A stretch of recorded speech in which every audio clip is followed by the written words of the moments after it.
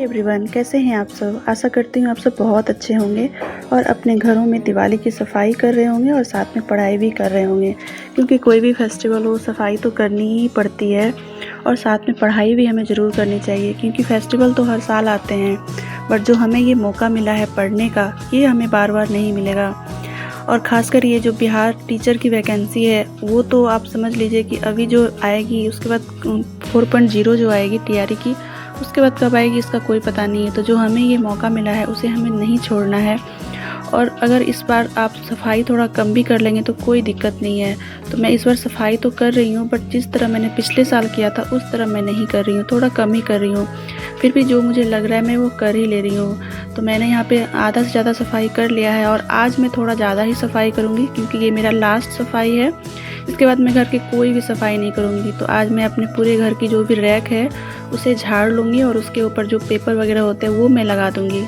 मेरे हस्बैंड सुबह जल्दी ऑफिस चले गए थे, तो जो भी किचन का काम था, किचन की क्लीनिंग, खाना, नाश्ता सब मैंने एक बार ही बना लिया था, क्योंकि मुझे पता था कि आज मैं पूरा दिन घर की सफाई करूँगी। इसलिए किचन का जो भी काम था उसे मैंने सुबह ही निपटा लिया था।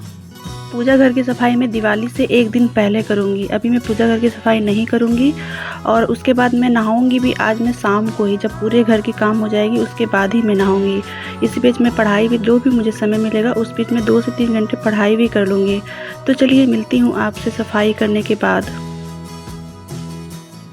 सफाई करने के बाद मैं बैठ गई हूँ पढ़ने के लिए। तो चाहे जितना भी काम हो मैं अपने लिए पढ़ने का समय निकाल ही लेती हूँ, चाहे मैं 2 घंटे ही क्यों ना पढूं, लेकिन मैं ज़रूर से ज़रूर पढ़ती हूँ, क्योंकि इससे पढ़ाई की जो कंटिन्यूटी है वो बनी रहती है। पढ़ने में बोरियत सी फील नहीं होती है। लेकिन अगर आप 2 से 3 दिन पढ़ाई करना छोड़ देंगे तो पढ़ने में थोड़ा सा हमें मन नहीं लगता है और उसे कंटिन्यू होने में थोड़ा समय लग जाता है। तो मैं यहाँ पे बैठ गई हूँ। मैं प्रीवियस ईयर के क्वेश्चन बनाऊंगी, घटना चक्र, जो मैंने आपको पहले ही बताया है कि मैं डेली घटना चक्र से क्वेश्चन सॉल्व करती हूँ। जिस दिन भी मुझे समय नहीं मिलता है पढ़ने का, कि आज मैं 3 से 4 घंटे नहीं पढ़ सकती हूँ, मेरे पास पढ़ने के लिए 2 से 3 घंटे ही हैं, तो मैं उसमें प्रीवियस ईयर के क्वेश्चन ही सॉल्व करती हूँ, क्योंकि मुझे पता है कि प्रीवियस ईयर के क्वेश्चन सॉल्व करना बहुत ज़रूरी है। तो मैं अभी प्रीवियस ईयर से हिस्ट्री की, मॉडर्न हिस्ट्री के क्वेश्चन सॉल्व करूँगी। थोड़ा सा ज्योग्राफी की भी 30 से 40 क्वेश्चन सॉल्व करूँगी। उसके बाद समय मिलेगा तो मैं पॉलिटी की करूँगी। तो मैं यहाँ पे अभी पहले मॉडर्न हिस्ट्री करूँगी 40 क्वेश्चन, या फिर मैं होगा तो 20 से 30 क्वेश्चन भी कर सकती हूँ, और उसके बाद ज्योग्राफी और पॉलिटी की मैं क्वेश्चन सॉल्व करूँगी। मैंने जो टीआरई 3 का एग्ज़ाम दिया है और जो टीआरई 4 आने वाला है उसमें जो मेरा सब्जेक्ट है वो एसएसटी है, जिसमें मेरा सब्जेक्ट ज्योग्राफी और पॉलिटी है, जिसमें मैं ज्योग्राफी और जो पॉलिटी होता है वो मैंने एनसीईआरटी बुक से अच्छे से पढ़ा है, और साथ ही उसके लिए एक स्टैंडर्ड बुक भी मैं पढ़ती हूँ। मैं किसी और वीडियो में आपको बताऊँगी किस बुक से आपको पॉलिटी के स्टैंडर्ड बुक और ज्योग्राफी की बुक आपको पढ़ना चाहिए। सब्जेक्ट के अलावा 40 नंबर का जीएस भी आता है, जिसमें कि मैथ्स आता है, पॉलिटी के क्वेश्चन नहीं आते हैं, ज्योग्राफी आते हैं, मॉडर्न हिस्ट्री से क्वेश्चन आते हैं और उसमें करंट अफेयर आता है। तो करंट अफेयर तो हमें डेली पढ़ना होगा, चाहे आपका एग्ज़ाम अभी हो या ना हो, फिर भी हमें करंट अफेयर डेली पढ़ना चाहिए। तो मैं करंट अफेयर पढ़ती हूँ और जो मुझे इम्पॉर्टेंट लगता है उसे मैं नोट कर लेती हूँ। उसके बाद मैथ्स मेरे उतने ज़्यादा अच्छे नहीं हैं, मैं कोशिश कर रही हूँ कि 2-3 उसका जो चैप्टर होता है उसे मैं कंप्लीट कर लूँ। तो मैथ अभी नहीं बना रही हूँ, बस प्रीवियस ईयर के जो क्वेश्चन होते हैं ना उसे ही मैं सॉल्व कर लेती हूँ। तो मैं ये आपको दिखा रही हूँ करंट अफेयर के नोट्स, मैं जहाँ से पढ़ती हूँ ऑनलाइन यूट्यूब से पढ़ती हूँ। तो मुझे जो भी उसमें इंपॉर्टेंट क्वेश्चन लगता है उसे मैं नोट कर लेती हूँ। तो मैं यूट्यूब पे आप सर्च करेंगे ना शंकर सर करंट अफेयर के नाम से, तो उनका ऐप खुल जाएगा। बहुत अच्छा वो करंट अफेयर पढ़ाते हैं और करंट अफेयर के साथ वो जीएस की तैयारी भी साथ साथ में कराते हैं। तो मुझे तो उनका पढ़ाया हुआ बहुत अच्छा लगता है, क्योंकि पिछली बार जो एग्ज़ाम हम लोग ने दिया था टीआरई 3 का, उसमें उनका क्वेश्चन बहुत ज़्यादा लड़ा था। तो अगर आप करंट अफेयर पढ़ना चाहते हैं तो आप उनसे पढ़ सकते हैं, वो बहुत ज़्यादा अच्छा पढ़ाते हैं। और जब वो पढ़ाते हैं तो मैं इसे नोट कर लेती हूँ और फिर इसे मैं रिवाइज कर लेती हूँ, तो इससे करंट अफेयर आपका ठीक हो जाएगा। उसके बाद 2 घंटे पढ़ाई करने के बाद मैं आ गई हूँ किचन में फिर से सफाई करने के लिए, और जो रैक पे शीशा का बर्तन था उसे भी मैं अभी साफ़ कर लूँगी। साथ में ही जो भी काम किचन का होगा वो भी मैं कर लूँगी, उसके बाद मैं नहाऊँगी। घर में चाहे 2 आदमी हो या फिर 4 आदमी हो, काम तो उतने ही होते हैं, मुझे नहीं लगता है फ्रेंड कि 2 आदमी हैं तो काम बहुत कम होंगे। लोग कहते हैं कि तुम तो 2 आदमी हो, काम तो कुछ भी नहीं होगा, बट ऐसा नहीं है। सुबह से उठती हूँ तो काम, नाश्ता भी बनाना है, खाना बनाना है, क्लीनिंग करना है, बर्तन धोना है, सारे काम तो मुझे ही करने होते हैं। तो काम कैसे हो सकता है? उसके बाद हमें अपनी पढ़ाई भी करनी होती है, तो काम तो होता ही है। ऐसा नहीं है कि आदमी कम है तो काम भी कम होगा। तो मैं यहाँ पे अपने किचन की अच्छे से क्लीनिंग कर लूँगी, उसके बाद मैं नहाऊँगी, उसके बाद मैं आपसे मिलती हूँ। बज रहे हैं शाम के 5 और मैं बालकनी में खड़ी हो गई, तो यहाँ का व्यू मुझे बहुत अच्छा लगा, तो मैंने सोचा क्यों ना आप लोगों को भी दिखाया जाए। तो ये देखिए शाम का व्यू कितना अच्छा आ रहा है। उसके बाद मैं अभी निकल जाऊंगी मार्केट के लिए, मुझे घर के सामान लेने थे, सब्जी और ग्रोसरी के सामान।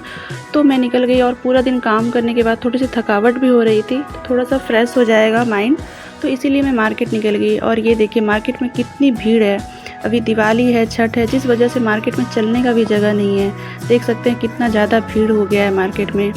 उसके बाद मैं यहाँ पे सबसे पहले मंदिर जाऊँगी, और ये मैं मंदिर पहुँच गई। और मंदिर जाने के बाद मैंने माता रानी के दर्शन किए, और मंदिर में मैं 15 से 20 मिनट बैठी। थोड़ा सा वहाँ पे मुझे अच्छा लगता है, मंदिर में जाके माता रानी से बात करना बहुत अच्छा लगता है, मुझे बहुत अंदर से सुकून फील होता है। तो मैं मंदिर चली जाती हूँ, उसके बाद ही मैं शॉपिंग करती हूँ। उसके बाद मैं आ गई यहाँ पे, पैदल ही चली गई, और उसके बाद मैं लेने लगी यहाँ पे फूल गोभी। आपको पता है फ्रेंड फूल गोभी का रेट कितना है? एक फूल गोभी 50 रुपये का, जबकि ठंड के दिनों में ये 10 रुपये जोड़ा या फिर 10 रुपये में एक मिलता है। अभी कितना ज़्यादा महंगा हो चुका है। उसके बाद मैं आ गई ग्रोसरी के सामान लेने के लिए, कुछ घर के सामान लेने थे। तो मैं यहाँ पास में ग्रोसरी का दुकान है, उससे मैं कुछ थोड़ा सा घर की ग्रोसरी का सामान लूँगी, उसके बाद मैं घर चली जाऊँगी। किट से आने के बाद थोड़ा देर रेस्ट करने के बाद मैं आ गई हूँ किचन में रात का खाना बनाने के लिए, क्योंकि मेरे हस्बैंड का आने का समय होने वाला है। तो मैं उनके लिए खाना पहले ही बना के रख देती हूँ, क्योंकि उनको आने के बाद तुरंत ही खाना चाहिए होता है। तो मैं पहले खाना बना लूँगी। मैं यहाँ पे पनीर की सब्ज़ी बना रही हूँ, ड्राई वाला भुजिया जैसा जो होता है वो बना रही हूँ। उसके बाद मैं रोटी बनाऊँगी, उसके बाद ही मैं पढ़ने के लिए बैठ जाऊँगी। मैं बैठ गई हूँ पढ़ने के लिए, और मैंने ये जो बुक उठाया है वो है एनसीईआरटी की क्लास 8 की पॉलिटी की बुक। आज का मेरा टारगेट है कि मुझे इसमें एक चैप्टर कंप्लीट करना है। इसमें ऐसे चैप्टर तो 6 चैप्टर हैं, बट मुझे इसमें ज़्यादा जो इम्पोर्टेंट है वो 4 चैप्टर ही ज़्यादा इम्पोर्टेंट है, तो उसे ही मैं पढ़ूँगी। और इससे पहले एक बार मैं अच्छे से पढ़ लूँगी, और मुझे जो भी इसमें इम्पोर्टेंट कंटेंट लगेगा उसे मैं अंडरलाइन कर लूँगी, और उसके बाद मैं इसे कॉपी में नोट कर लूँगी। इससे क्या होगा कि बाद में मैं इसे फिर मुझे किताब नहीं पढ़ना पड़ेगा, मैं बस नोट को ही एक बार रिवाइज कर लूँगी। तो मैं इससे अभी पढ़ूँगी। इसमें 4 चैप्टर हैं, तो मेरा टारगेट है कि रोज़ मैं एक एक चैप्टर इसका कंप्लीट करूँगी। तो इससे मेरा 8 क्लास का बुक ख़त्म हो जाएगा। उसके बाद में आपको मैंने बताया था कि मैं 9 और 10 की पॉलिटी की नोट्स बनाऊँगी, तो उसके बाद मैं 9 की पॉलिटी के नोट्स बनाना स्टार्ट करूँगी, तो वो भी मैं आपके साथ ज़रूर शेयर करूँगी। तैयारी 3.0 को देने के बाद मुझे तो ऐसा लगता है फ्रेंड कि हमारे जो एग्ज़ाम है बिहार टीचर की, उसमें सबसे इम्पोर्टेंट कुछ है तो वो है एनसीईआरटी की बुक। उसे तो हमें बिल्कुल अच्छे से पढ़ लेना चाहिए, या यूँ कहें तो एनसीईआरटी की बुक को हमें घोल के पी जाना चाहिए। इस तरीके से हमें एनसीईआरटी की बुक को पढ़ना चाहिए। जब एग्ज़ाम हुआ था हमारे टीआरई 3 का, तो उसमें हूबहू एनसीईआरटी से क्वेश्चन डाले गए थे।